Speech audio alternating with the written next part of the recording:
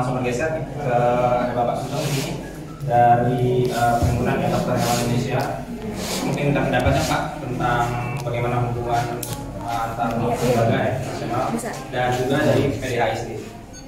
Baik, pertama kita bahwa sebagai masyarakat yang ingin berkorban tentu ingin menyiapkan hewan yang baik. Tadi disampaikan dalam bagian speaker bahwa kita punya konsep namanya asuh, aman, sehat, utuh, dan halal.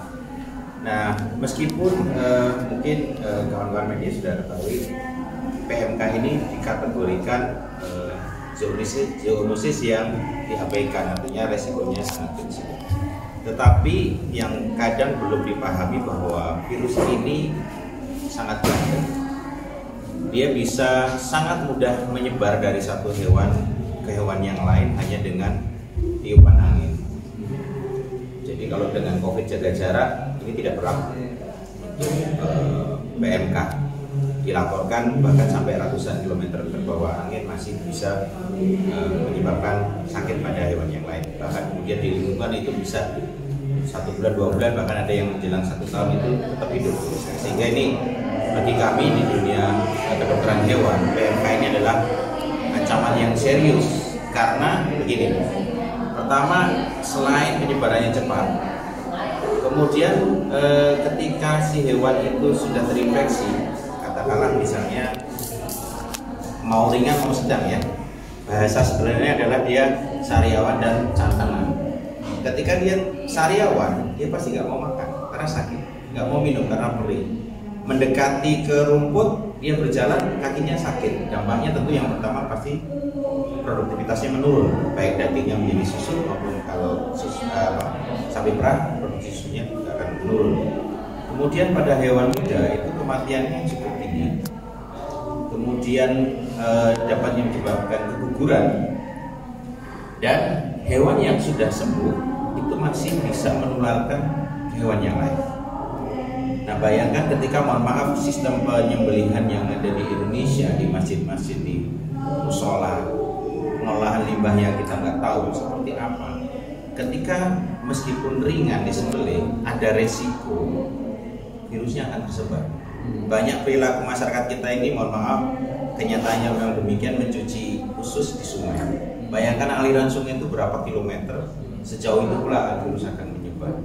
Jadi kita harus berhati-hati, tidak hanya saja oh ini aman kok bagi manusia, tetapi coba kita pikirkan ketika hari ini hewan yang sembuh masih bisa menularkan, yang muda pada mati, yang hamil bisa berkurang, tahun depan apakah stok ketersediaan ternak masih ada?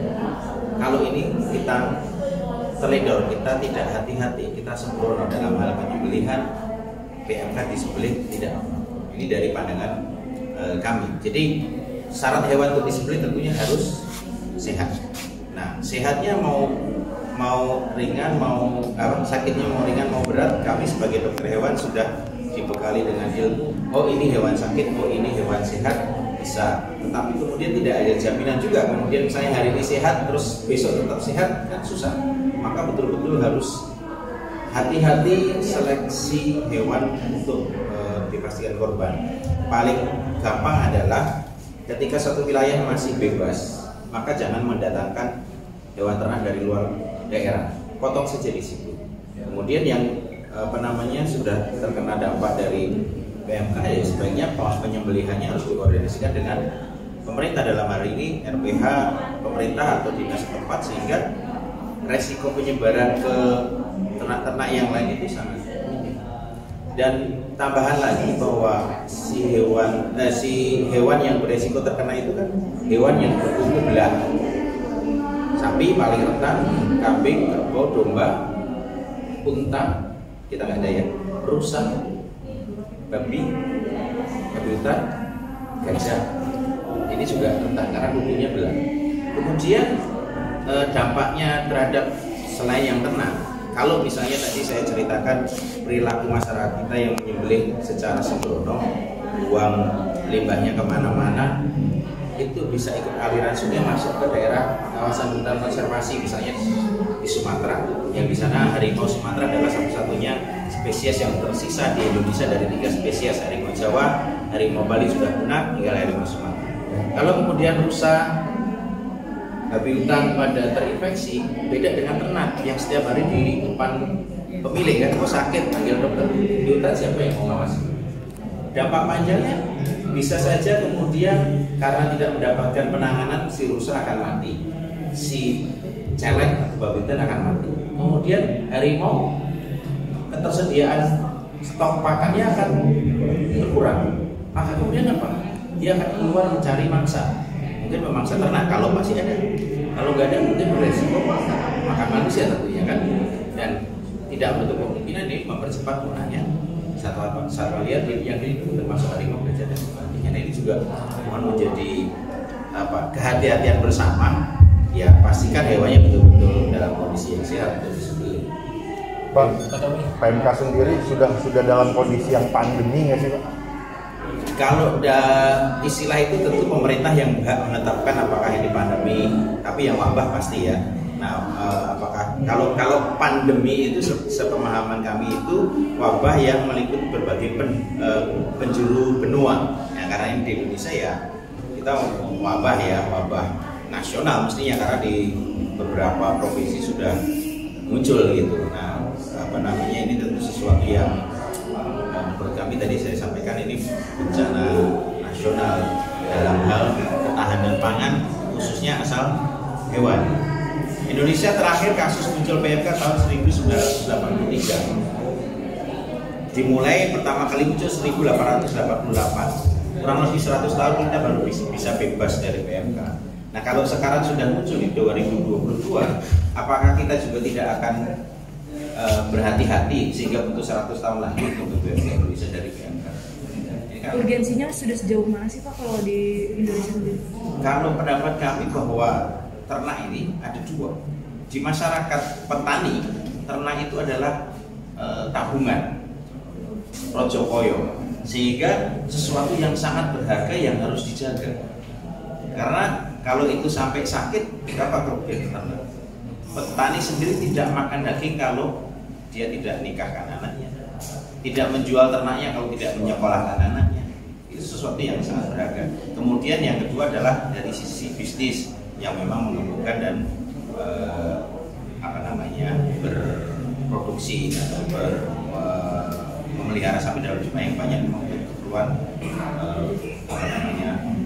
konsumsi begitu. Teman-teman dia, biasa kita bergeser langsung ya ke Pak Eka. Ya, Pak Eka, sudah ada Pak Eka Nurcahaya, satu dengan Direktur Transmart. Dia akan menyampaikan tentang kolaborasinya dengan inisiatif dan pendapat tentang program perubahan tahun ini. Silakan Pak. Bismillahirrahmanirrahim. Alhamdulillah.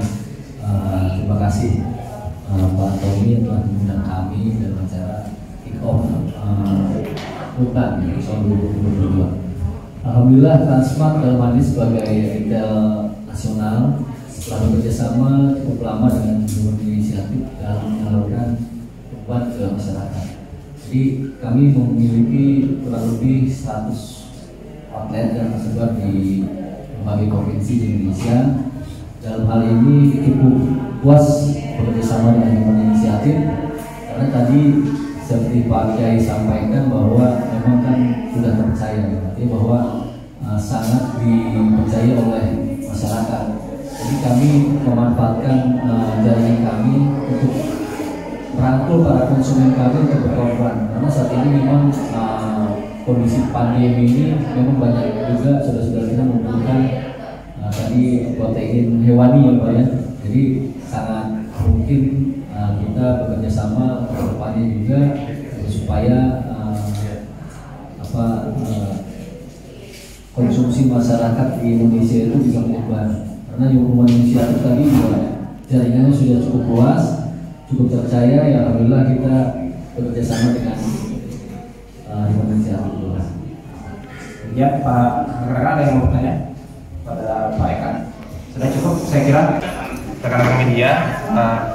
Karena sekarang aja ya mungkin ya, karena tadi juga sudah kita berbincang dengan Pak Anwar, mungkin sekarang juga kita sudah kedatangan narasumber yang insya Allah hari ini akan menyampaikan ya tentang program perubahan dan rangkaian program inisiatif tahun ini. Ini ada Pak Tommy Indrajati, ya, waktu bikin inisiatif, ya.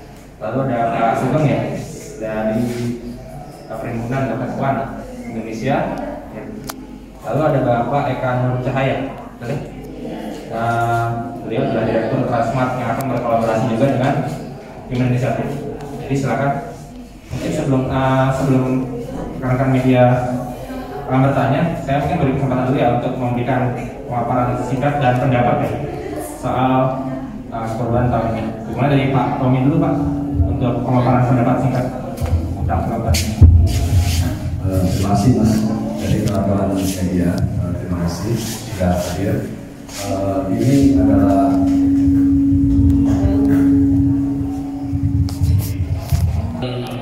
tahun ini merupakan rangkaian dari program tahunan yang kami lakukan, karena ini adalah momentum besar kedua bagi Human Initiative setelah Ramadan untuk memaksimalkan potensi masyarakat di Indonesia dalam memberikan bantuan kepada sesama yang lain yang tentunya membutuhkan.